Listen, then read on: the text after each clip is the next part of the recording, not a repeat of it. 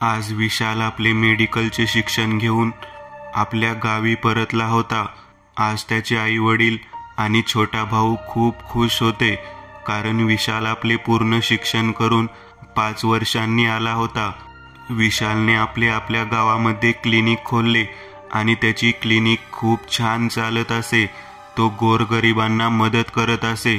त्याचा छोटा भाऊ रमेश आणि तो अपरात्री पेशंट बघायला जात असे। त्याच गावामध्ये संतोष हा सरपंच होता। तो खूप लबाड व चतुर होता। हा पैशासाठी तो काहीही करू शकत होता। पैशाच्या जोरावर तो सरपंचही झाला होता। संतोषचा तंत्रमंत्रवर खूप विश्वास होता। तो दर रविवारी बाजूच्या गावामध्ये राहणारा एक आघोरीकडे जायचा। संतोषची परिस्थिती थोडी वाईट चालली होती। संतोष या रविवारी सुद्धा आघोरीकडे गेला होता व त्याने त्याची समस्या आघोरीला सांगितली। आघोरी त्याला म्हणाला, आता पितृपक्ष चालू होणार आहे। जर आपण पितृ अमावस्येच्या दिवशी जर नरबळी दिली तर पितृ आपल्यावर खूप खुश होतील आणि आपल्याला खूप पैसे, वैभव, सोना, चांदी, नाणी सगळं मिळेल। संतोष बळी नाव ऐकूनच घाबरला। नाही, मी बळी वगैरे काही देणार नाही, दुसरा उपाय सांगा। हे बघ संतोष, परिस्थिती खूप वाईट आहे। मला माहीत आहे एक बळी दिल्याने काही होणार नाही व कोणाला काही समजणार नाही। संतोषची इच्छा नव्हती, पण पैशासाठी लोभापोटी तो तयार झाला। पण बळी कोणाची? त्यावर आघोरी म्हणाला, अविवाहित तरुण मुलाची बळी द्यावी लागेल, ज्याचा जन्म पौर्णिमेच्या दिवशी झाला असेल। संतोष म्हणाला, पण मी कसं ओळखणार की कोणाचा जन्म पौर्णिमेच्या दिवशी झाला? त्यावर तो आघोरी म्हणाला, त्याच्या उजव्या हातावर किंवा पायावर जळालेला लसणा चिन्ह असेल। जा आता तू, मी आता सगळी तयारी करून घेतो। लक्षात ठेव, पितृ अमावस्या रात्री बरोबर 12 वाजता बळीला घेऊन मागच्या जंगलात घेऊन ये। अमावस्येला 2 दिवस होते। 2 दिवस अशा माणसाला कुठे शोधणार असा प्रश्न घेऊन तो घरी आला। संतोषला खूप घाम आला होता। त्याची बायको सुनीता, तिने विचारलं, काय झालं हो, एवढा घाम का आला? काही नाही, चालून आलो आहे ना, म्हणून घाम सुटला आहे। जा, मला आंघोळीला पाणी ठेव। संतोष आंघोळीवरून आला व चहा पित असताना सुनीता म्हणाली, आपले बाजूचे रघु काका, त्यांना खूप ताप आला आहे। त्यांना विशालच्या क्लिनिकमध्ये नेले आहे। आपण त्याची भेट घेऊन येऊ।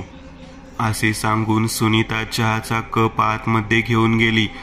संतोष कपडे घालून रघु काकाची भेट घेण्यासाठी क्लिनिकमध्ये गेला। तिथे रघु काकांची भेट घेतली। त्याच वेळी त्याला विशालच्या हातावर लसणाचे चिन्ह दिसले। हे पाहून तो चकित झाला। काही वेळ तिथेच बसला व काही वेळाने आपल्या घरी परत आला। संतोषच्या मनात एकच विचार चालत होता की विशालला त्या जंगलामध्ये कसे घेऊन जायचे। त्याच्या लक्षात आले की विशालला जंगलात घेऊन जाणे त्याला एकट्याला जमणार नाही। त्याने विचार केला आणि त्याच्या जवळचा मित्र समीर याला आपल्या घराच्या मागे बोलावले व त्याला सर्व हकीकत सांगितली। हे ऐकून समीरला झटकाच बसला, पण संतोषने त्याला पैशाच्या आमिष दाखवून आपल्या सोबत घेतले। समीर ही पैसे पाहून संतोषला साथ द्यायला तयार झाला व दोघांनी सर्व प्लॅनिंग केली। आज पितृपक्षातील अमावस्या। संतोष आज लवकर उठला व समीरला फोन लावला व त्याला तयार राहायला सांगितलं। विशाल आपले सर्व काम करून क्लिनिकमध्ये बसला होता। संध्याकाळचे 8 वाजले होते। विशालने आपले क्लिनिक बंद केले व तो आपल्या घरी निघाला। घरी जाऊन तो आपल्या आईवडिलांसोबत जेवायला बसला होता। त्याच वेळी त्याला अननोन नंबरवरून फोन येतो। हॅलो बोलताच समोरचा व्यक्ती, मी बाजूच्या गावातील सुरेश बोलत आहे। माझ्या आईची तब्येत बिघडली आहे। आपण प्लीज माझ्या घरी येऊन त्याला चेक करा। विशाल त्याचा ॲड्रेस घेतो। त्यांचे बोलणे ऐकून त्याला म्हणतो, आज अमावस्या आहे, एकटा प्रवास करू नको। आपल्या छोट्या भावाला सोबत घेऊन जा. पण विशाल नकार देतो. आई, मी आता मोठा झालो आहे, उगाच वैभवला त्रास नको, मी जाईल एकटा. विशाल आपली बाई घेऊन निघतो. आईला विशालचे एकटे जाणे आवडले नव्हते. विशाल घाईघाईमध्ये आपला फोन घरी विसरला. त्याला अननोन नंबरवरून फोन येत होते. तेवढ्यात वैभवने त्याचा फोन उचलला. वैभव आवाज ऐकून त्याने आपला फोन कट केला. विशाल आता जंगलाच्या मार्गाने जात होता. रस्त्यात त्याला संतोष जाताना दिसला. विशालने गाडी थांबवली व विचारले, एवढ्या रात्री कुठे चाललात सरपंच? संतोष म्हणाला, माझे समोरच्या गावात थोडे काम आहे, मी तिथे चाललो आहे. चला. विशालने त्याला लिफ्टसाठी विचारले. संतोष लगेच तयार झाला, जणू तो याचीच वाट पाहत होता. काही अंतर पुढे गेल्यावर संतोषने समीरला इशारा केला. संतोषने खिशातील रुमाल काढला व विशालच्या तोंडावर जोराने धरला. गाडीचा बॅलेन्स कंट्रोल झाला नाही आणि ते दोघे खाली पडले. समीर धावून त्यांच्याकडे आला आणि संतोषला उचलले. विशाल गाडीच्या खाली बेशुद्ध पडला होता. समीर आणि संतोषने गाडी बाजूला लावली आणि बेशुद्ध विशालला उचलून जंगलाकडे नेले. आघोरीने पूर्ण तयारी करून ठेवली होती. 11:30 वाजले होते. त्या दोघांनी विशालला आघोरीकडे आणले. आघोरीने 2 रिंगण आखले होते व संतोषला एका रिंगणामध्ये बसायला सांगितले आणि दुसऱ्या रिंगणामध्ये बेशुद्ध विशालला. आघोरी आपले तंत्रमंत्र उच्चारू लागला. आघोरीने मागून बळीचा पशु काढला व संतोषला बळी देण्यास सांगितली. संतोषने पशु हातात घेतला आणि बळी देणार त्याच वेळी तिथे पोलीस आली. हे पाहून संतोषला झटकाच बसला. वैभवने पाणी मारून विशालला शुद्धीवर आणले. विशाल शुद्धीवर आला हे पाहून वैभवला खूप आनंद झाला. पोलीस संतोष, समीर आणि आघोरीला घेऊन गेले. संतोष आणि समीर, तुझी बळी देण्यासाठी तुला इथे आणले होते. विशालला ऐकून झटका बसला. विशालने विचारले, तुला हे सर्व कसे समजले? तेव्हा वैभवने सांगितले, तू घाईमध्ये फोन विसरला. तुला अननोन नंबरवरून फोन येत होते. मी फोन उचलला, त्याने फोन कट केला. मी माझ्या फोनवरून कॉल करण्याचा प्रयत्न केला तेव्हा मला समजले की नंबर संतोषचा आहे. संतोष आघोरी क्रिया करतो हे सर्व गावाला माहीत होते. तुला दुसऱ्या गावामध्ये बोलावले हे समजल्यावर मी लगेच पोलिसांना फोन केला आणि मी इथे आलो. वैभव विशालला घेऊन घरी आला. आई त्याला सुरक्षित बघून खूप खुश झाली होती. पुढचा अनुभव. सवंगडी. लेखिका अनिता इंगळे. गिरक्या घेत घेत ती हळूहळू पाण्यावर आली. पुन्हा हळूच गरगरत खाली खोल खोल पाण्यात गेली. पुन्हा गरगर गिरक्या घेत व पुन्हा गरगरत खोल पाण्यात, असं सारखं सुरू होतं. खूप मज्जा येत होती तिला. 13 दिवसांपूर्वी तिला पाण्यात गेल्यावर असं पुन्हा वर यायला जमलंच नव्हतं. बुडालीच मग ती. अचानक तिला मस्त कल्पना सुचली. हा खेळ खेळायला सवंगडी मिळाला तर स्वतःच्याच कल्पनेवर खुश होऊन तिने लहान मुलांसारखी आनंदाने टाळी वाजवली. त्या सवंगड्याचा हात हातात धरून मस्त गरगरत खाली जायचं. पुन्हा गिरक्या घेत वर. मज्जाच. कुणाला बरं आणायचं? आणि तिला सुचलं, 13 दिवसांपूर्वी ज्याने तिला जहाजातून समुद्रात ढकलून दिलं त्या प्रियकरालाच. पुढचा अनुभव. Imaginary friend.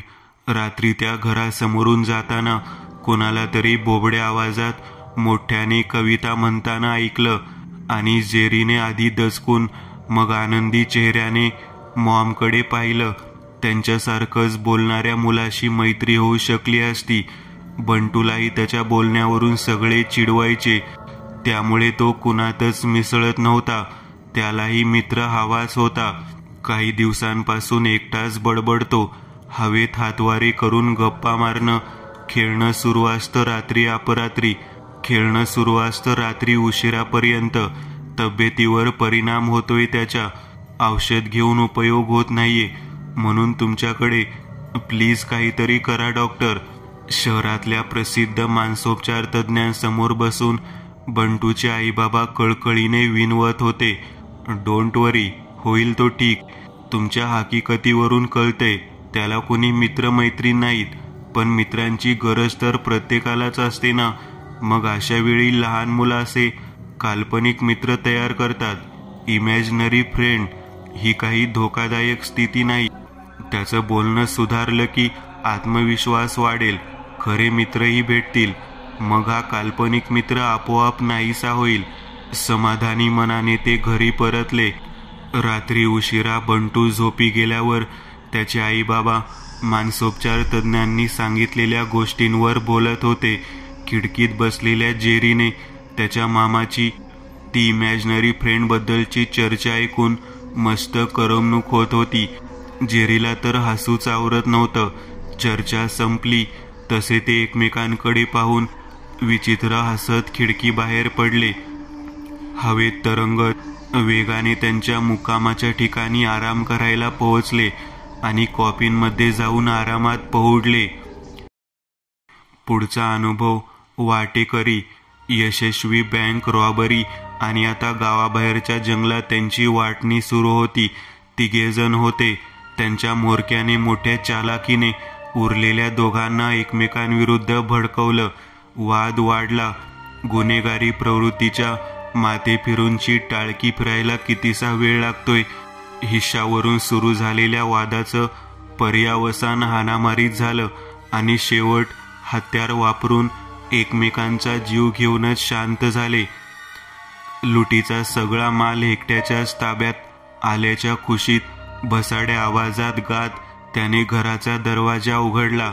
घरातूनही तेज गाणं भेसूर आवाजात त्याच्या सुरात सूर मिसळून म्हटल्यासारखं तो शहारला. सगळीकडे नजर फिरवली. खोलीच्या कोपऱ्यात अंधारात कोणीतरी होतं. कोण आहे तिकडे? कापऱ्या आवाजात त्याने विचारलं. आम्ही आलोय, आमचा वाटा घ्यायला. एकाच सुरात घरघरत्या आवाजात ओठ न हलवताच उत्तर देत ते समोर आले. त्याचे साथीदार. त्याने पाहिलेलं शेवटचं दृश्य दोघांनी त्याच्यावर झडप घातल्याचं होतं. पुढचा अनुभव पैज. तब्बल 12 वर्षांनी आला होता तो गावी. लहानपणी मामाकडे शहरात शिकायला पाठवलं, तेव्हापासून आलाच नव्हता. नंतर त्याच्या घरचेही कामानिमित्त गाव सोडून गेले आणि तिकडेच स्थायिक झाले. आता बाबा सेवानिवृत्त झाले होते आणि त्यांना गावाकडच्या घराची ओढ लागली होती. तिथे जाऊन राहावं असं वाटायला लागलं होतं. इतकी वर्ष तो आलेला नसला तरी यावेळी मात्र त्यालाही अगदी आतून वाटलं. कायमचं राहायला जाता येणं तर शक्य नाही, पण आता सामान नेताना तरी आपण जायला हवं. आणि आता जात जाऊ की अधूनमधून. गावकऱ्यांनी आपुलकीने त्याचं स्वागत केलं. स्वच्छता, सामान लावायला मदत आणि जेवूही घातलं. आपण अगदी योग्य निर्णय घेतल्याचं समाधान वाटत होतं बाबांना आणि तसे सगळेच जण समाधानी होते. गावकऱ्यांच्या आपुलकीने भारावून गेले होते. संध्याकाळ झाली तसं त्याने थोडं फिरून यायचं ठरवलं. पावलं आपोआप नदीच्या दिशेने वळली. पूर्वी खूप आवडायचं त्याला नदीवर. आताही तशीच असेल का नदी? का नाही, तशीच असेल. गावातही या 12 वर्षात फारसा बदल झालेला नव्हता. नदी तरी का बदलेल? ती तशीच खूप छान असेल. लांबूनच नदीचं स्वच्छ, सुंदर आणि खळखळत्या पाण्याने भरलेलं पात्र दिसलं. तसा उत्साहाचा संचार त्याच्या शरीरात आपसुकच पावलं भराभरा पडायला लागली. नदीला अजूनही तसंच भरपूर पाणी आहे हे पाहून तर त्याला जास्त छान वाटलं. नाहीतर बऱ्याच ठिकाणच्या नद्यांचं पाणी पावसाळा संपल्यावर बरंचसं आटूनच गेलेलं असतं. तो नदीकाठच्या एका मोठ्या खडकावर बसला. खूप प्रसन्न वाटत होतं. दिवस मावळतीकडे झुकत आलेला. मावळतीच्या प्रकाशाची वेगळीच छटा मिसळली होती पाण्यात. मस्त वारं सुटलं होतं. मंत्रमुग्ध झाल्यासारखं वाटत होतं. त्या वातावरणात भारून टाकल्यासारखं झालं होतं. नदीच्या पात्रावरून तर नजरत हटवावीशी वाटत नव्हती. नकळत मनात विचार डोकावून गेला, किती सुंदर गाव आहे आपलं. कायमचं इथेच राहता आलं तर. कायमचं राहता येणं तर शक्य नव्हतं. नोकरीसाठी त्याला शहरातच राहणं भाग होतं. पण आता त्याचं कुटुंब होतं इथे. वेळ मिळेल तेव्हा तो येऊ राहू शकत होता. आणि आता येत राहायचंच असं त्याने मनाशी ठरवूनच टाकलं. विचारात हरवून गेला होता तो. अंधार पडत आला होता. परतायची इच्छा होत नव्हती. पण आता घरी जावंच लागणार होतं. नाईलाजानेच उठला तो. आणि तेवढ्यात अचानक वाचवा, कोणीतरी मदतीसाठी मोठमोठ्याने ओरडत होतं. दचकून पाण्याकडे पाहिलं तर एक 12-13 वर्षांचा लहान मुलगा पाण्यात गटांगळ्या खात होता. क्षणाचाही विलंब न लावता त्याने पाण्यात उडी मारली. भरभर हात मारत तो शक्य तेवढ्या लवकर त्या मुलाजवळ पोहोचण्याचा प्रयत्न करत होता. आता तर त्याचा फक्त एक हातच दिसत होता. घाई करून तो त्या हाताजवळ पोहोचला आणि त्या हाताने खसकन त्याला पाण्याखाली खेचलं आणि ओढून पार खोलावर नेलं. पुन्हा वर आणल्यावर त्या मुलाचा चेहरा पाहूनच जीव भीतीने अर्धमेला झाला. ओळखलंस? कधीपासून वाट बघतोय तुझी. तब्बल 12 वर्ष. पण मला माहित होतं एक दिवस तू नक्की येशील. मग आपण पुन्हा पैज लावू आणि पुन्हा मीच जिंकणार. त्यावेळीही. अर्धवट सोडलेल्या वाक्याने मनात गाडून टाकलेल्या त्या भयंकर प्रसंगाच्या आठवणीने आणि आता आपल्यासोबत नेमकं काय घडेल या आशंकेने अंगावर शहाऱ्यामागून शहारे येत होते. 12 वर्षापूर्वीचा तो प्रसंग त्याला जसेच्या तसा आठवला. तो आणि त्याचा मित्र रोजच यायचे नदीवर. त्यांना खूप आवडायचं तिथल्या वाळूत खेळायला.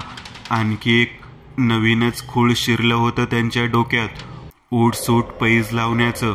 त्या दिवशी ते नदीवर गेले आणि अचानक पैजेच्या खुळाने डोकं वर काढलं. दोघात पैज लागली. जो जास्त वेळ पाण्याखाली राहून दाखवेल तो जिंकेल. दोघांनाही चांगलं पोहता येत होतं. थोडा वेळ पाण्याखालीही राहता येत होतं. पण जिंकण्याच्या ईर्षेने वेळेची मर्यादा कधी ओलांडली कळलंच नाही. हा तर वेळेत हार मानून वर आला, पण त्याचा मित्र सगळीकडे शोध घेऊनही तो सापडला नाही. आपल्याला सगळे ओरडतील या भीतीने याने घरी गेल्यावर कोणालाच काही सांगितलं नव्हतं. अवघं 12-13 वर्षांचं वय. अशी कितीशी समज असणार. त्यावेळी वेळेत मदत, उपचार मिळाले असते तर कदाचित त्याचा मित्र. पण या जरतरच्या गोष्टी नंतर नेहमीच निरर्थक ठरतात. त्यावेळी त्याचा जीव वाचलाच असता याबद्दल खात्री नव्हती. पण निदान प्रयत्नच केले नाही अशी जी खंत आजपर्यंत अधूनमधून त्यांचं मन पोखरत राहायची, ती खंत तर नाहीशी झाली असती. आता सगळ्यालाच खूप उशीर झाला होता. शेवटचे श्वास घेताना त्याच्या कानात मित्राचे शब्द घुमत होते. आता तू आला आहेस ना, मग आता आपण रोज खूप खेळत जाऊ. इथून कधीच कुणी घरी घेऊन जात नाही. मला माहितीये ना, गेल्या 12 वर्षापासून इथेच आहे मी. कंटाळा यायचा रे, कुणी नव्हतं खेळायला. पण आता तू आलास ना, म्हणजे वाट पाहून पाहून कंटाळल्यावर मीच बोलवून घेतलं तुला. तुला कळलंही नसेल, हो ना? स्वतःवरच खुश होत तो मोठमोठ्याने भेसूर हसला. आता रोज मज्जाच मज्जा असं म्हणत तो मित्राला खोल डोहात घेऊन गेला. पुन्हा कधीच वर न येण्यासाठी त्याची गावी कायमच राहायची इच्छा शेवटी त्याच्या बालमित्राने पूर्ण केली. पुढचा अनुभव नवीनच उमेद जगल्यासारखं वाटत होतं त्याला. वाटणारच ना. आता तो परावलंबी नव्हता. स्वतः चालत जाऊन त्याच्या लाडक्या मम्मापर्यंत पोहोचू शकत होता. खूप ओढ लागली होती तिच्या भेटीची. खरं तर तासा-दीड तासाचाच दुरावा, पण तोही सहन होईना. नातंच तसं होतं ना, 9 महिने जुनं. आपुलकी, प्रेम, जिव्हाळ्याने ओतप्रोत भरलेलं. किती आनंद होईल ना तिला. आणि त्यापेक्षाही खूप खूप आश्चर्य वाटेल मला चालताना पाहून. ती कल्पना करूनच खूप भारी वाटलं त्याला. त्याला आठवलं किती रडली होती ती त्यावेळी. बघवलंच गेलं नाही तिला ते दृश्य. रडत रडत तिथून निघून गेली होती. कसं बघवणार? तिला कळलं असेल ना, मला श्वास घेता येत नाहीये, जीव गुदमरतोय त्या थेरडेपायी. हो थेरडीच. मम्माची आजी असली म्हणून काय झालं, मी तिला थेरडीच म्हणणार. तिनेच रडवलं ना मम्माला. काय तर म्हणे तुझं लग्न झालं नाहीये, लोक जगणं मुश्किल करतील तुझं, असं म्हणत मम्मा कळवळून नको नको म्हणत असतानाही त्या दुष्ट म्हातारीने उशीने मला कळतच नाहीये, मम्माचं लग्न झालं नव्हतं म्हणून असं काय बिघडणार होतं, लोकांनी का जगणं मुश्किल केलं असतं तिचं. या म्हाताऱ्या माणसाचं काहीतरी वेगळं असतं. राहू द्यायचं होतं ना मला माझ्या लाडक्या मम्मासोबत. किती गोड आहे ती, बेला मम्मा इसाबेला. किती सुंदर नाव आहे ना मम्माचं. माझंही नाव. अरे मला तर नावच नाहीये. नसे नका, मम्मा देईल मलाही छानसं नाव. मी घेऊन जाईन तिला माझ्यासोबत. हे जग दुष्ट लोकांचं आहे, नाही राहू द्यायचं तिला ह्या जगात. तिला इथून घेऊन जाईन आणि मग आम्ही दोघं आमच्या जगात खूप आनंदाने राहू, खूप खूप मजा करू. इथल्या जगात किती परावलंबी होतो मी. आज पहाटे या जगात आलो तेव्हापासून नुसताच पाळण्यात पडून होतो. मम्माचीच इच्छा होती तशी, मला निदान रात्र होईपर्यंत तरी छानशा पाळण्यात झोपवावं. तसं छानच वाटत होतं म्हणा. किती सुंदर सजवला होता पाळणा आणि किती खेळणी. पण मला असं चालता येत नव्हतं ना. मम्माच्या चेहऱ्यावरून मायेने हातही फिरवता आला नाही. किती फरक आहे ना या जगात आणि आमच्या जगात. आता तासाभरापूर्वीपर्यंत मी नुसताच पडून होतो आणि आता चक्क स्वतःच्या पायांनी चालत मम्माकडे जातोय. भारीच. मी आधी रांगत जाणार, मग अचानक उठून चालून दाखवणार. भारी ना. मला पाहूनच खूप खुश होईल ती. मग मी तिला खूप प्रेम करणार. मग तिचं सगळं दुःख संपून जाईल. मातीने माखलेली इवली इवली पावलं टाकत तो मम्माच्या बेडरूममध्ये पोहोचला. अतिशय दुःखी दिसत होती बिचारी. रडून रडून डोळे लाल झाले होते, खूप सुजलेही होते. आताही डोळे वाहतच होते. कसंच झालं त्याला. मम्मा रडू नकोस, मी आलोय तुला न्यायला. बोलकं पसरून हसत तो आनंदाने म्हणाला. तसे तोंडातली इवलेसे सुळे लकाकले. जोरात दचकून बेलाने दाराकडे पाहिलं आणि मोठ्याने किंचाळून बेशुद्ध पडली. किती आनंद झालाय ना मम्माला. आनंदाच्या भरात शुद्धच हरपली तिची. तिला असं आनंदी बघून किती छान वाटतंय. पण आता लवकर निघायला हवं. ती थेरडी आली तर आम्हाला जाऊ देणार नाही. पण खूप भूक लागलीये आणि तहान पण. काय करू? थोडा वेळ तो तसाच विचार करत थांबला, पण नेमकं काय करावं ते सुचेना. मग अचानक त्याला ते सुचलं. अरे हो, बाळाची भूक तर मम्माच भागवते ना. या जगात आल्यावर मम्मानेच तर माझी भूक भागवली ना. मम्मा खूप भूक लागलीये ग, आणि तहान पण. नुकतीच शुद्ध येत असलेल्या मम्माला त्याने साद घालत सांगितलं. तसं त्याचा भूक तहानेने व्याकुळलेला स्वर ऐकून तिच्या काळजात गलबललं. त्याच्याकडे मायेने ओथंबलेल्या नजरेने बघत नकळत हात पसरले गेले. खुश होऊन तो मम्माजवळ चालत गेला आणि अतिशय मायेने तिच्या चेहऱ्यावरून इवले इवले हात फिरवले. मग अलगद तिच्या कपाळावर इवलेसे ओठ टेकवले आणि मग आनंदाने तिच्याकडे झेपावत हळूच तिच्या मानेवर त्याचे इवले इवले सुळे रोवले. अतिशय प्रेमाने त्याला कवटाळून धरत तिने आनंदाने डोळे मिटून घेतले. खळकन अश्रू ओघळले, आनंदाश्रू. चेहऱ्यावर आत्मिक समाधान विलसत होतं. बाळाची भूक तृष्णा भागवल्याचं समाधान.